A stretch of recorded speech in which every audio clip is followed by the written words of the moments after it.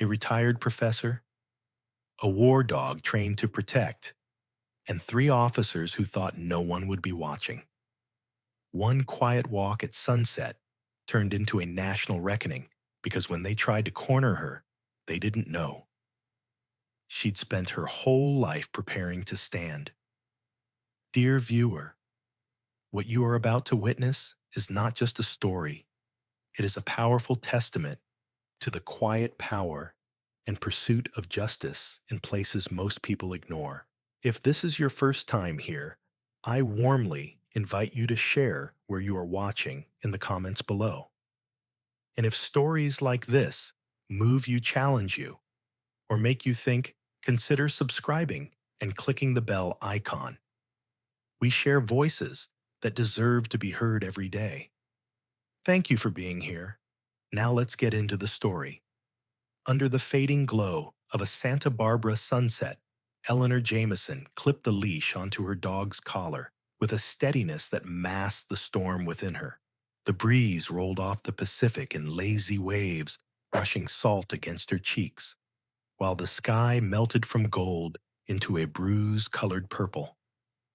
It should have been a perfect evening, just like the hundreds before it. But tonight the stillness didn't soothe her. It warned her. Titan stood tall beside her, a hulking Belgian Malinois, with eyes too intelligent to be mistaken for anything less than a soldier. He wasn't just a pet. He was a living legacy. Her late wife, Camille, had trained him before cancer took her. Camille had been everything: an Air Force handler, a protector, a stubborn believer in Eleanor's quiet strength. Titan had been Camille's final project, and when the military deemed him too sensitive for combat, Camille had brought him home instead. "That a dog doesn't follow commands," she'd once whispered with a wink.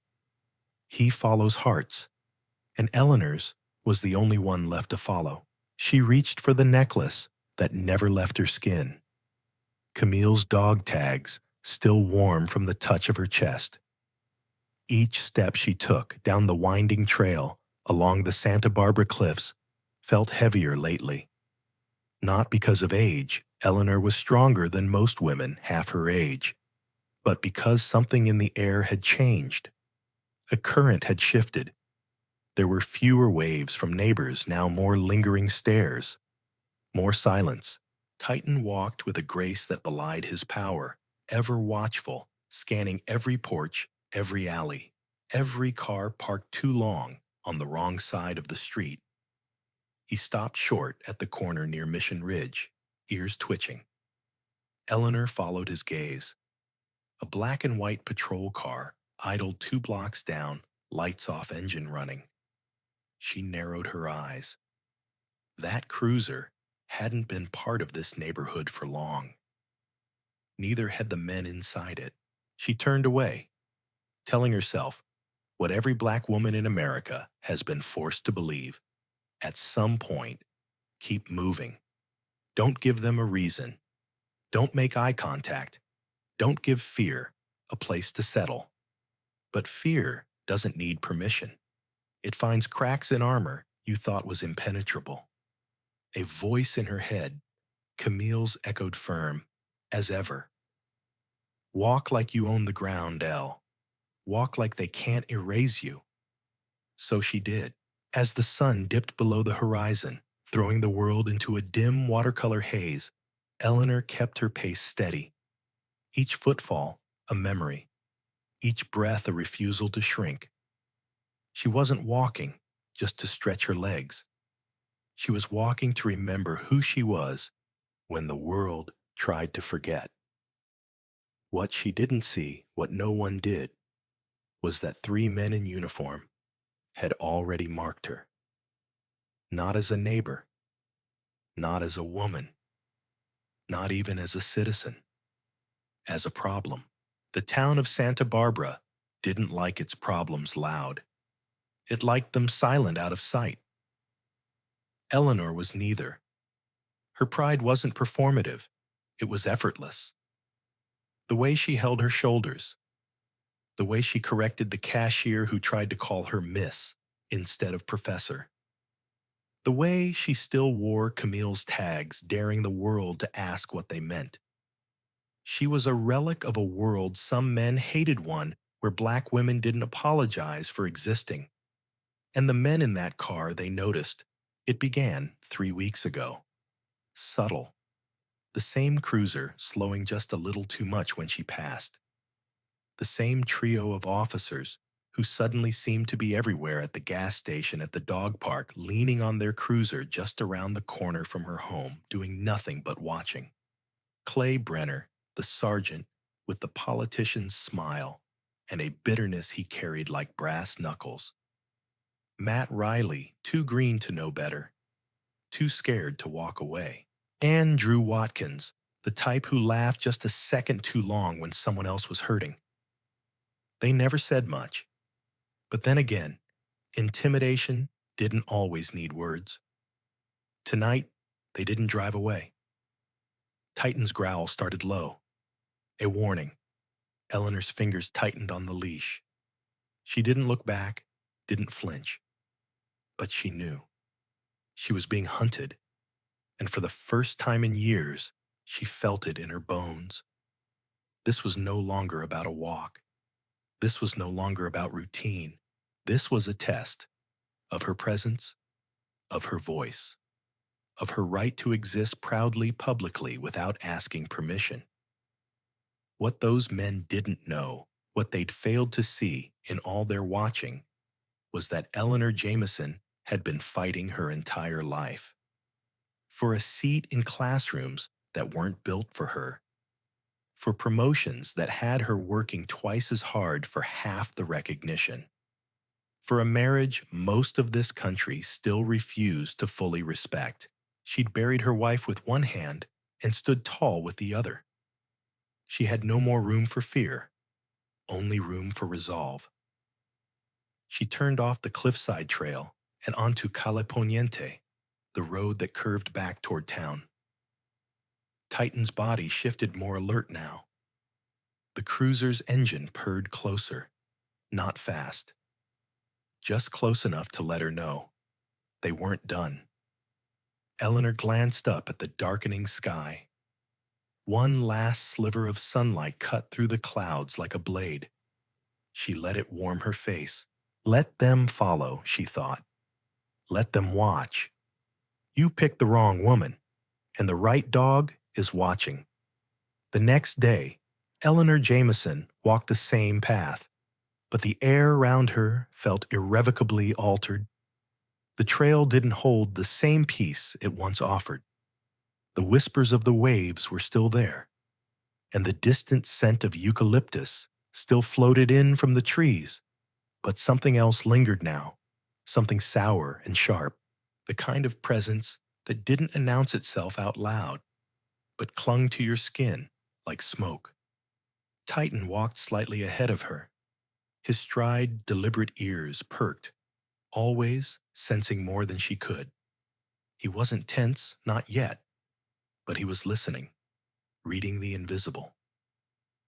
Eleanor followed his rhythm. Her fingers curled tightly around the leash, her other hand brushing the metal tags that hung just below her collarbone.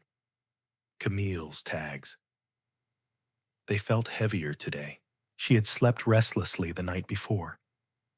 Every creak in the floorboards pulled her awake. Every groan of the wind felt like a presence on the other side of her window. But she rose that morning like she always did, with her dignity intact. That was the one thing the world had never been able to steal from her. It was the thing Camille had most admired about her. As Eleanor turned onto Olive Street, she spotted the patrol car again. Same vehicle, same officers. This time, they didn't idle from a distance. They were parked directly across from the coffee shop, angled like a threat. Officer Clay Brenner leaned against the driver's door arms, folded sunglasses on, despite the cloud cover. His jaw clenched, even as his face wore that forced, practiced grin. Officer Matt Riley stood off to the side, pretending to scroll through his phone eyes, flicking up every few seconds. And Officer Drew Watkins. He leaned against the hood, twirling his baton, idly like he was already bored with the performance. Eleanor kept walking, chin lifted. She didn't deviate. She didn't slow down. Her gait was that of a woman with somewhere to be, even if her destination was silence. "Morning," Ma'am Clay called as she approached, his tone mocking politeness, so thin it may as well have been scorn. She didn't stop. "Officers," she replied with a calm that was almost defiant. "Walking that big old dog again," Drew added, flicking the baton against his thigh. "Hope he's not too much for you." Titan turned his head, just slightly recognizing something beneath the tone. Clay took a slow step forward, resting a hand on his duty belt. "Pretty dog. What's he trained for?" Eleanor stopped then, just for a moment. Not because she was intimidated, but because this was no longer passive. This was performance. "He's trained to protect," she said, turning her eyes to Clay, "and to recognize danger." There was a flicker behind his eyes, then the briefest crack in his polished exterior. But he recovered quickly, smirking, like a man who still thought he held every card in the deck. "You know," he said casually, "we've had a couple of complaints lately. People nervous about a big dog like that roaming the neighborhood." "He's on a leash," Eleanor replied, "as is required by law." "Sure," Clay nodded. "But nerves are nerves. Perception matters, especially these days." Eleanor tilted her head. "Is this a warning, Sergeant Brenner?" He shrugged, "Just looking out for the safety of the community." "Are you?" she said, her voice suddenly sharper. "Because it seems more like you're trying to remind me that you're watching." The smile disappeared, only for a breath. Then Clay stepped back. "Enjoy your walk, ma'am." But she could feel it. The air between them had shifted again, like a storm cloud sliding over the sun. Eleanor walked on, but this time, Titan stayed closer. As she turned onto Laguna Street, she passed a woman pushing a stroller who suddenly crossed to the other side of the road. No eye contact, no smile, just distance. It wasn't the first time. This town, once warm with nods and idle chatter, had cooled in a way she couldn't quite name. The eyes that looked at her now were different. They no longer simply saw a neighbor, or a retired professor, or the woman who always brought banana bread to the Sunday food pantry. They saw something else. Something they hadn't chosen but had been told to fear. She walked past the corner bookstore. The young man behind the counter, who usually waved when she passed, looked up and quickly looked away. Eleanor felt the sting of it, not because she needed his approval, but because the silence confirmed what she had feared. Something had started. She reached the park near the courthouse, a small green strip with benches and a low iron fence, and sat for a moment, letting Titan sit at her feet. He didn't relax. Neither did she. Two older women walked by their conversation, cutting off the moment they noticed her. One offered a tight smile. The other clutched her purse a little tighter. Eleanor wasn't new to this. She had lived it in lecture halls and faculty lounges and hotel lobbies and department stores. But it never got easier, because every time it happened, it chipped at something unseen, something hard-earned. She pulled out her phone and opened an old voice memo Camille had recorded years ago when she knew her time was short. It was only 12 seconds long. "L, whatever happens, walk like you always have. Don't let anyone shrink you, especially not when they smile while they're doing it." Eleanor played it twice, then put the phone away. She stood. Titan rose with her. As they headed home, she noticed the cruiser again this time parked further down, almost hidden behind a row of hedges. Watching. They were studying her now, not just following, not just patrolling, studying. And Eleanor knew exactly what they were looking for. Fear. She would not give it to them. But the silence around her was no longer quiet. It was listening, and it was sharpening its teeth. The third time they followed her, it wasn't subtle. Eleanor Jameson had taken Titan along a quieter route that evening, one that curved behind the old mission church and snaked through a gravel path surrounded by oaks. It was where Camille used to take her during the early days of their relationship, back when they were still learning how to be visible without apology. The path had always felt sacred, a stretch of earth that had never asked Eleanor to shrink. That made what happened next all the more bitter. Titan paused first, his body stiffened, and his tail straightened no longer, wagging gently as it had just moments before. Eleanor stopped immediately, her fingers tightening on the leash. She turned her head slightly enough to catch the glint of headlights behind her. The cruiser was there again. This time, it didn't idle. It rolled slowly toward her headlights, off, moving like a predator, trying not to spook its prey. There was no sound but the crunch of tires on loose stone and the faint metallic whine of an engine resisting inertia. Eleanor didn't move. Clay Brenner was behind the wheel. Drew Watkins sat in the passenger seat, and Matt Riley leaned forward from the back seat like a child watching something he didn't fully understand. The car stopped 10 feet away. Eleanor glanced around. No one. The mission grounds were empty, and the sun had nearly disappeared. The quiet here, which used to feel holy now, throbbed like a warning. Clay got out first, smoothing his uniform shirt, as if preparing for a speech. Drew followed, cracking his knuckles, the baton already in his hand, though still resting at his side. Matt stayed back, his face pale through the windshield. Clay smiled. "Evening again, Miss Jameson." "Beautiful night, isn't it?" Titan growled low, a sound that started somewhere deep and ancient.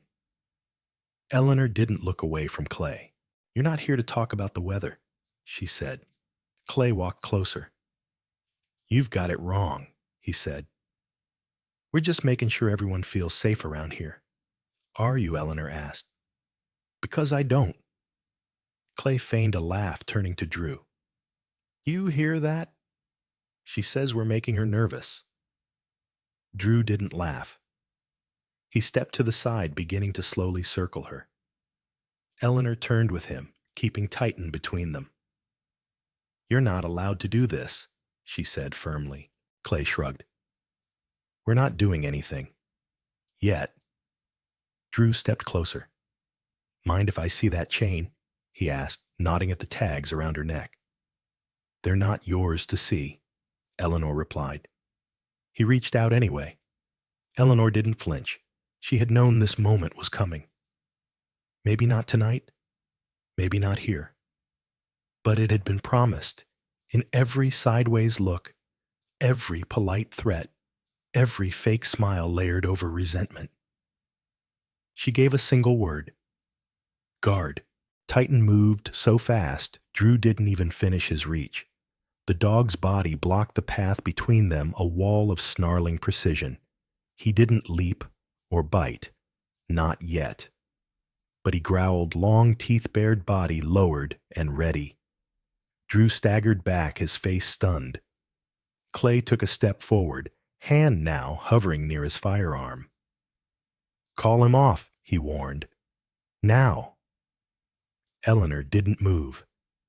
"He hasn't touched you," Lady Clay said, his voice turning the performance slipping. "This isn't going to end well for you." "You're right," she said, eyes fixed on him. "It won't for you." Behind them, somewhere far above the rooftops, something buzzed faintly. A small drone hovered silently overhead, unnoticed by the officers. A teenage boy named Jordan Ellis had launched it an hour earlier, testing his new gimbal. He hadn't expected to capture anything, but when he saw the cruiser stalking Eleanor, he had started recording. Below, the tension fractured. Drew tried to recover his bravado. "You really think that dog's going to save you?" "No," Eleanor said calmly. "I don't need saving." Clay took another step. "We can say you sicked him on us, that you felt threatened, that he snapped." Eleanor looked down at Titan, who hadn't moved, every muscle still holding. "And your body cams," she asked, "are they conveniently off tonight?" Clay didn't answer. Then she said something that made all three of them hesitate. "You may have power, Sergeant, but I have something you don't." Clay scoffed. "What's that, witnesses?" She didn't look up, didn't need to, but she knew someone was watching. Because someone always was. If not this boy with his drone, then someone else. A neighbor. A stranger. The kind of person who, like her, had grown tired of pretending not to see. Drew's eyes darted to the rooftops, finally hearing the faint hum. "Shit," he muttered. Clay turned to look, saw the blinking light, and cursed under his breath. Eleanor didn't wait. "Tighten," she whispered. "Heel." The dog relaxed just enough to take his place at her side, still alert, still brimming with fury, barely contained. Eleanor walked past them, her steps measured, each one deliberate. Clay didn't move. Neither did Drew. Matt Riley stepped out of the cruiser, then slowly looking like he'd seen a ghost. He watched her go with something that looked a lot like regret. "You good with this?" he asked his partners quietly, but they didn't answer. Eleanor didn't look back, not even once. Later that night, Jordan would upload the footage. No voiceovers, no edits, just raw film.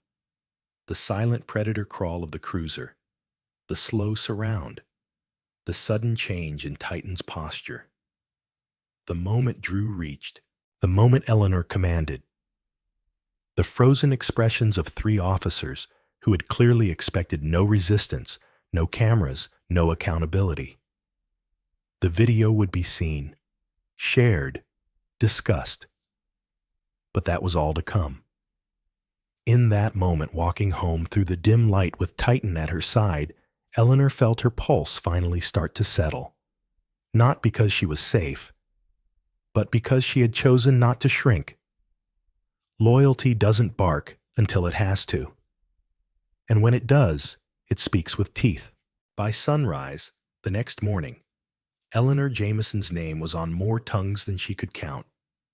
Not because she'd spoken at a rally or written some searing op-ed, but because someone had finally seen what the silence had allowed to thrive. The drone footage uploaded by Jordan Ellis spread faster than gossip on a Sunday. It was raw, grainy, but unmistakable. Three officers in a cruiser confronting a lone woman with her dog, the escalating tension, the command, the restraint. It was all there, and once it was out, there was no putting it back. Within hours, the footage had over 10,000 views. By noon, a journalist from a regional news outlet reached out. That same afternoon, Walk with Eleanor started trending across local feeds. Strangers reposted the video with quiet fury. Others left comments that split like cracked glass down the middle. Brave, unbelievable courage. She's making it about race. She escalated it. She had that dog trained to attack. Thank God someone finally showed what those officers are doing. The town of Santa Barbara, once comfortably apolitical in its perception of itself, was cracking open, and everyone was being asked quietly, uncomfortably, to pick a side. Some didn't want to. Some wished the whole thing would disappear. Others couldn't help but stare, unable to look away from the image of Eleanor standing with Titan refusing to shrink. Eleanor didn't check the internet. She didn't need to. The reactions were already making their way to her doorstep.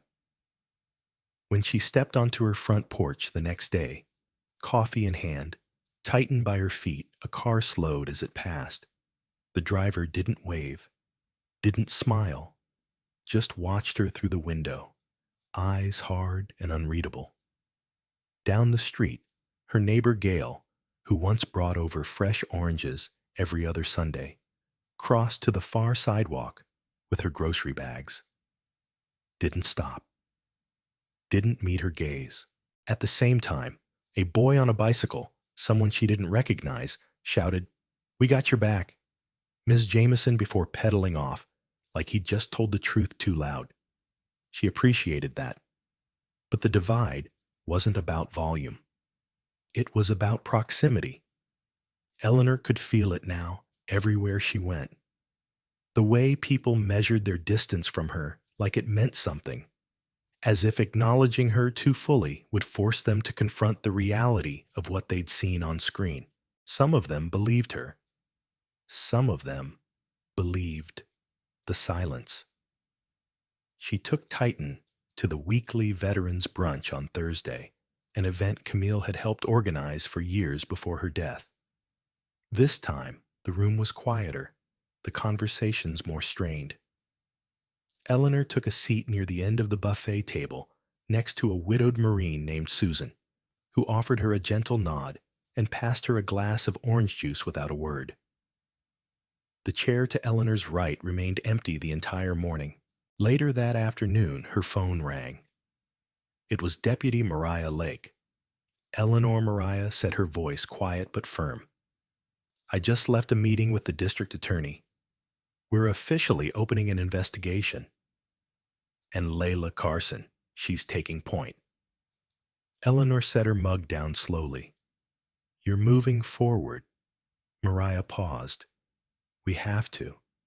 The footage, it's damning. But so are the patterns we're uncovering." "Patterns?" Eleanor asked. "They've been stopping people. Black residents mostly. Questioning them without cause. The difference is you had a witness.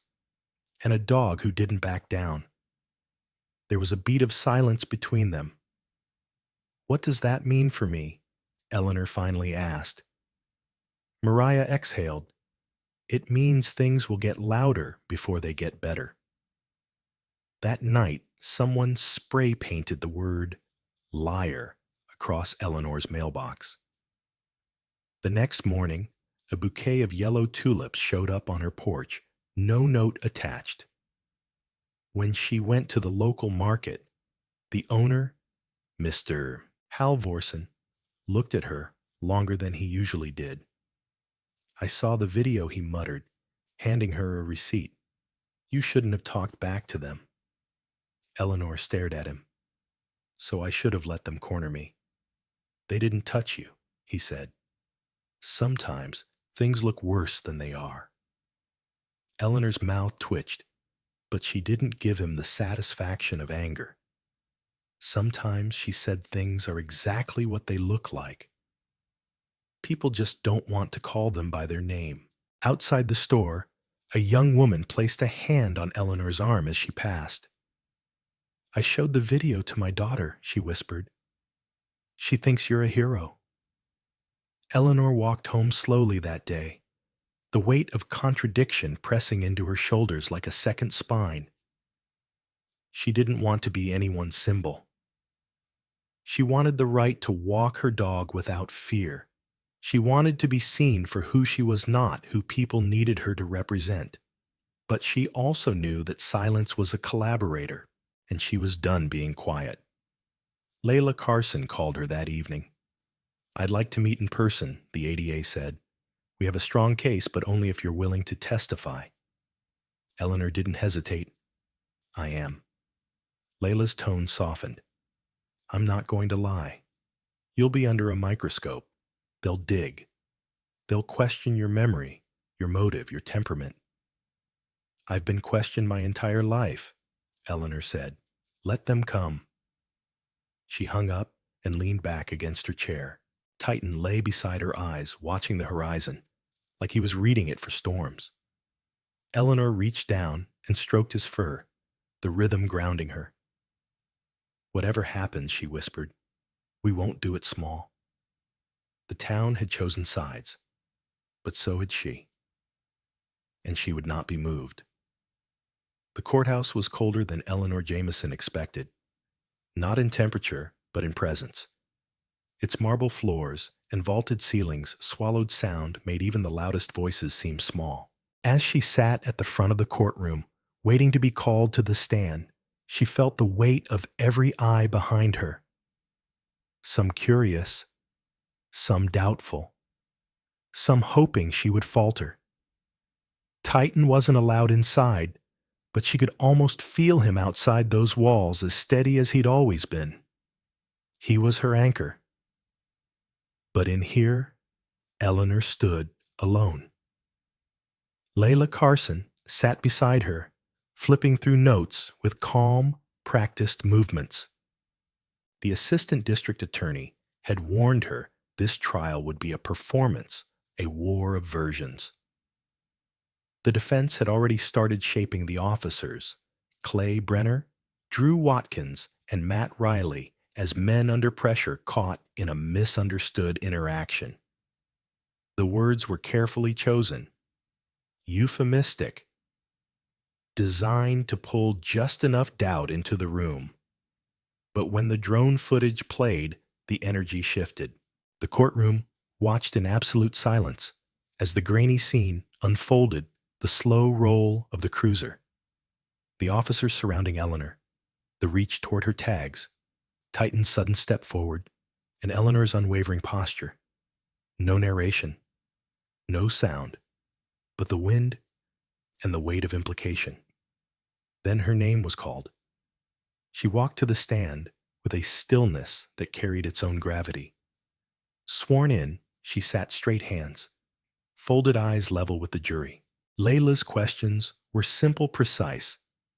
Eleanor told the truth, not just of what happened that night, but of what it meant.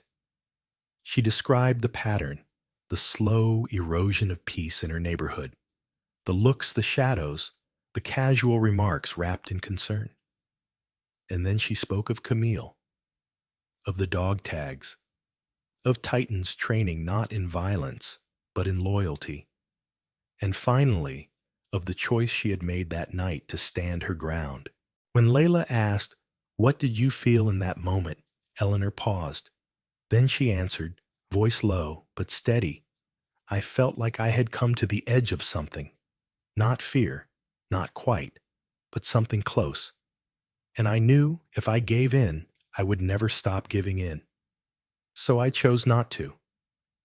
The courtroom held its breath. Then came the defense. The lawyer paced like he was drawing circles around her. He questioned her memory, her intentions, her decision to walk where she did at the time she did. He asked whether Titan was trained to attack, whether she had exaggerated the officer's behavior. Eleanor didn't blink. "If telling the truth sounds exaggerated," she said calmly, "you may not have been listening for it long enough." By the time she stepped down, something had changed. Not just in the courtroom, but in the people watching. She had not raised her voice. She had not pointed fingers. But she had dismantled the illusion that what happened was confusion. It had been calculated. It had been controlled, and it had nearly been invisible. The verdict came 2 days later. Guilty. On all counts. Clay Brenner's expression didn't shift as the words were read. Drew Watkins looked away. Matt Riley sat with his hands-clenched eyes wet with something that might have been shame. Eleanor didn't cry. She didn't smile. She just breathed deeply, fully for the first time in weeks. Outside the courthouse, Titan was waiting. When she stepped into the light, he rose and came to her without hesitation. She crouched beside him, pressed her forehead to his. "We did it," she whispered. "We held the line." And in that moment, with the fire behind her and the wind in her lungs, Eleanor Jameson felt something she hadn't in a long time. Free. Eleanor Jameson didn't set out to become a symbol. She was simply a woman walking her dog, honoring the quiet ritual she'd built in the wake of grief, grounding herself in memory and movement. But sometimes, history finds us in the moments we least expect and demands we choose who we are. When the officers began their slow campaign of intimidation, Eleanor could have chosen silence. She could have walked a different route. She could have convinced herself that fear was just a misunderstanding. But she didn't. She kept walking. She didn't run. And she didn't let the weight of their presence reshape the lines of her dignity. What started as a routine evening stroll became a confrontation with the very systems designed to keep people like her in their place. The footage that captured her encounter didn't just show a dog growling or a woman refusing to step back. It revealed something deeper, the courage it takes to resist when power expects your submission, and the quiet rebellion of choosing not to disappear. Eleanor's strength wasn't loud. It wasn't theatrical. It didn't come from speeches or slogans. It came from presence, from discipline, from history, and it came from love. Love for the partner she lost for the dog she still had, and for the self she refused to abandon. Titan was more than a protector. He was the last gift of a woman who believed Eleanor would never need saving because she'd always been strong enough to stand. When the town turned and people began choosing sides, Eleanor didn't try to convince everyone. She didn't chase applause or beg for understanding. She spoke when it mattered. She testified when it counted. And in doing so, she forced a community and a justice system to see what it would rather ignore. In the end, the court found the officers guilty.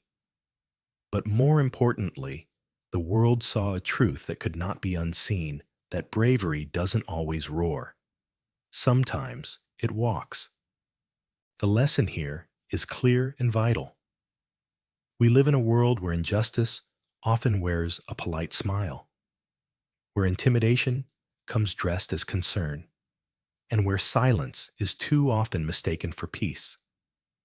Eleanor's story reminds us that integrity is not just what we believe in private, but what we are willing to stand for in public, even when no one is clapping. So ask yourself, where in your life are you being called to stand your ground? Maybe it's in your workplace. Maybe it's in your neighborhood. Maybe it's simply in how you show up for others who are being silenced. Whatever it is, let Eleanor's story remind you that dignity is not a gift. It's a decision. If this story moved you, if it made you feel something deep in your chest, then do us a favor, subscribe to the channel. Hit the notification bell, share this story, and help us continue to bring light to voices that need to be heard. Because stories like Eleanor's aren't just meant to be watched. They're meant to be remembered and repeated.